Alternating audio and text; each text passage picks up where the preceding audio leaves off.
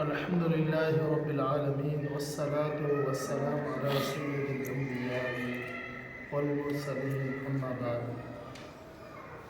فأعوذ بالله السميع العليم من الشيطان الرجيم وإذا لقوا الذين آمنوا قالوا آمنا وإذا خلوا إلى شياطينهم قالوا إنا معكم إنما نحن مستهزئون۔ اللہ تعالیٰ نے قرآن مجید میں منافقین کا تذکرہ کرتے ہوئے ارشاد فرمایا کہ وَإِذَا لَقُوا الَّذِينَ آمَنُوا قَالُوا آمَنَّا۔ اللہ تعالیٰ فرماتے ہیں کہ یہ منافقین جب ایمان والوں سے ملتے ہیں، جب ان کا سامنا ایمان والوں سے ہوتا ہے تو یہ کہتے ہیں قالوا آمنا، ہم بھی ایمان والے ہیں، ہم بھی ایمان لے کر آئے ہیں۔ فرمایا کہ وَإِذَا خَلَوْا إِلَى شَيَاطِينِهِمْ قَالُوا إِنَّا مَعَكُمْ۔ اللہ تعالیٰ فرماتے ہیں کہ جب یہ اپنے سرداروں کے پاس، اپنے بڑے منافقین کے پاس جب یہ جاتے ہیں، جا کر کیا کہتے ہیں؟ یہ نہیں کہتے آمنا۔ اپنے کفار مشرکین جو منافقین جو ان کے سردار تھے، جب ان کے پاس جاتے تھے ان کو کہتے تھے انا معکم، ہم تو تمہارے ساتھ ہیں۔ اب ان کا دھوکہ دیکھیے، مسلمانوں کے سامنے کیا کہتے ہیں کہ ہم ایمان والے ہیں، لیکن جب اپنے لوگوں سے، سرداروں سے جب ملتے ہیں، یہاں پہ شیاطین کا لفظ ہے، شیاطین سے مراد منافقین کے جو سردار تھے، جب ان سے ملتے ہیں تو یہ کہتے ہیں انا معکم، کہ ہم تو تمہارے ساتھ ہیں۔ وہاں مسلمانوں کے بھی ساتھ ہیں، یا منافقین جو کفار ہیں ان سے بھی کہہ رہے ہیں کہ ہم تمہارے ساتھ ہیں۔ انا معکم، اور پھر کیا کہتے ہیں؟ انما نحن مستہزئون۔ اب ظاہر ہے ان کے سردار یا کچھ لوگ سوال تو کر سکتے ہیں کہ بھائی جب آپ ایمان والوں کے پاس جاتے ہو، مسلمانوں کے ساتھ تمہارا اٹھنا بیٹھنا ہے، تو تم کیسے کہہ سکتے ہو کہ ہم تمہارے ساتھ بھی ہیں؟ تو انہوں نے کہا کہ ہم مسلمانوں کے ساتھ، ایمان والوں کے ساتھ اس لیے بیٹھتے ہیں، اس لیے اٹھتے بیٹھتے ہیں انما نحن مستہزئون، ہم تو ان سے مذاق کرتے ہیں، ان کی مجالس میں چلے جاتے ہیں، ان کے پاس اٹھتے بیٹھتے ہیں، ان کو کہتے ہیں ہم ایمان لائے، لیکن ہم ایمان تھوڑی لائے، انا معکم، ہم تو تمہارے ساتھ ہیں، انما نحن مستہزئون، ہم تو ان سے مذاق کرتے ہیں۔ یہ دیکھیں منافق ہمیشہ دو رخا ہوتا ہے، دوغلا پن اس کے اندر ہوتا ہے۔ مسلمانوں کو کہتے ہیں ایمان والے، اور جب کافروں سے ملتے ہیں، شیاطین سے ملتے ہیں، اپنے سرداروں سے ملتے ہیں، کہتے ہیں کہ ہم تمہارے ساتھ ہیں، ہم تو مسلمانوں سے مذاق کرتے ہیں۔ اب اللہ تعالیٰ نے جواب دیا اللہ یستہزئ بہم، اللہ تعالیٰ فرماتے ہیں ایمان والوں کو کہتے ہیں ہم ان سے مذاق کرتے ہیں۔ اللہ تعالیٰ فرماتے ہیں کہ اللہ ان سے مذاق کرتا ہے، منافقین سے مذاق کرتا ہے، ان کو کل قیامت کا دن ہوگا، انہیں سزا بھی دے گا۔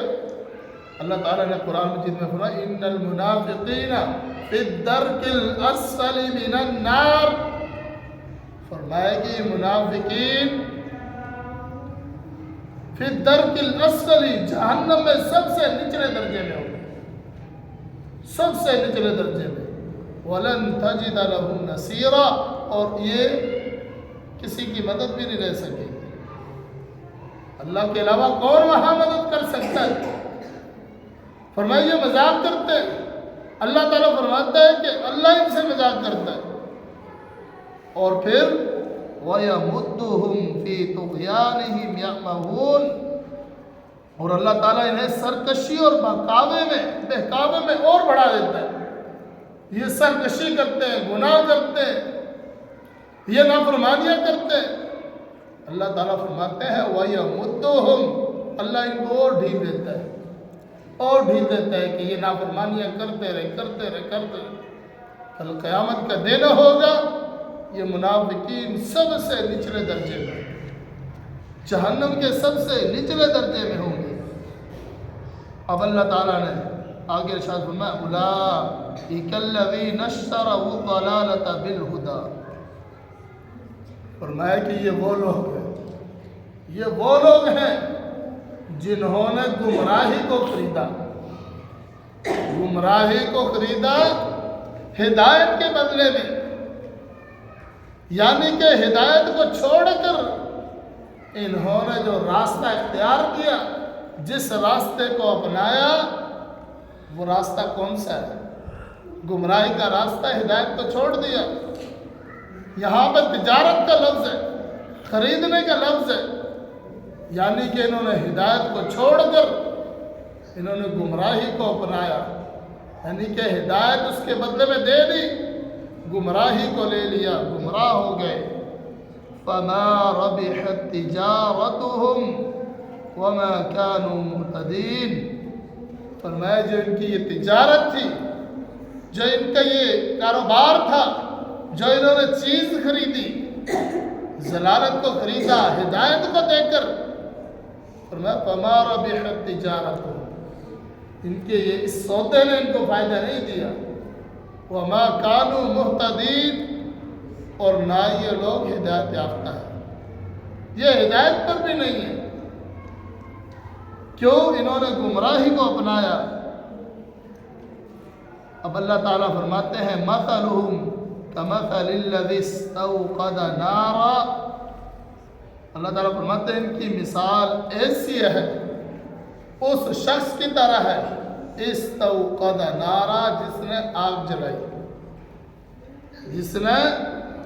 جلائی، فلما اضاءت ما حوله ذهب الله بنورهم وتركهم في ظلمات لا يبصرون، فرمایا پس آس پاس کی چیزیں روشنی میں آئی تھی کہ اللہ تعالیٰ نے ان کے نور کو لے گیا، روشنی کو لے گیا، وَتَرَكَهُمْ فِي ظُلُمَاتٍ، اور اللہ تعالیٰ نے ان کو پھر اندھیرے میں چھوڑ دیا، وَهُمْ لَا يُبْصِرُونَ فِي ظُلُمَاتٍ لَا يُبْصِرُونَ، فرمایا کہ انہیں اندھیروں میں چھوڑ دیا جو نہیں دیکھتے تھے۔ اب اس حوالے سے فتح القدیر میں حضرت عبداللہ بن مسعود رضی اللہ تعالی عنہ اور دیگر صحابہ نے اس کا مطلب یہ بیان فرمایا ہے کہ نبی صلی اللہ علیہ وسلم جب مدینہ میں تشریف لائے تو کچھ لوگ مسلمان ہو گئے، لیکن مسلمان ہونے کے بعد پھر وہ منافق ہو گئے، کلمے کو چھوڑ دیا، منافق ہو گئے۔ تو ان کی مثال اس شخص کی سی ہے جو اندھیرے میں تھا، اس نے روشنی جلائی جس سے اس کا ماحول روشن ہو گیا، آگ جلائی، سب کچھ نظر آنے لگا، یعنی کہ کلمہ پڑھ دیا، مسلمان ہو گئے، ایمان لے آئے، لیکن پھر وہ جیسے ہی آگ بجھی، روشنی چلی گئی، یہ پھر اندھیرے میں رہ گئے۔ یعنی کہ پہلے یہ مسلمان ہوئے تو روشنی ہی روشنی تھی، حق اور باطل نظر آ گیا، لیکن پھر یہ منافق ہوئے، یعنی کہ وہ آگ پھر بجھ گئی، یہ اندھیرے میں رہ گئے۔ فَهُمْ فِي ظُلُمَاتِ اللَّهِ وَتَرَكَهُمْ فِي ظُلُمَاتٍ لَا يُبْصِرُونَ، فرمایا کہ یہ لوگ اندھیروں میں اللہ تعالیٰ نے ان کو چھوڑ دیا، اب یہ دیکھ بھی نہیں سکتے۔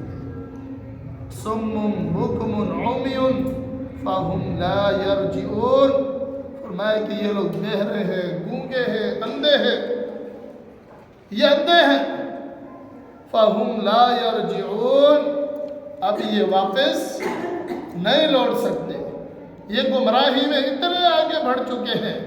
اب کوئی بندہ اگر کہیں کسی سفر پر جا رہا ہے، اب کسی غلط روڈ پہ وہ چلنا شروع ہو گیا، اب اس کو پتہ نہیں ہے، چلتا گیا، چلتا چلا گیا، بہت آگے نکل گیا، اب اس کا جو اصل راستہ تھا وہ پیچھے رہ گیا، اب اس کو واپس آنے کے لیے بہت محنت کرنی پڑے گی۔ اب یہ منافقت میں اللہ کی نافرمانی میں اس قدر بڑھ چکے تھے، اللہ تعالیٰ فرمایا کہ یہ واپس نہیں لوٹ سکتے ہیں، یہ اتنا آگے، اتنے اندھے ہو چکے ہیں، ٹیڑھے ہو چکے ہیں، ان کو حق سنائی نہیں دیتا، یہ اندھے ہو چکے ہیں، انہیں حق دکھائی نہیں دیتا، یہ ایسے ہو چکے ہیں، نہ یہ حق بول سکتے ہیں، نہ ان کو حق سنائی دیتا ہے، نہ ان کو حق نظر آتا ہے۔ اللہ تعالیٰ سے دعا ہے کہ اللہ تبارک و تعالیٰ جو کچھ سنایا ہے اس پر عمل کرنے کی توفیق عطا فرمائے۔ اقول قولی ھذا استغفر اللہ لی ولکم ولسائر المسلمین والحمد للہ رب العالمین۔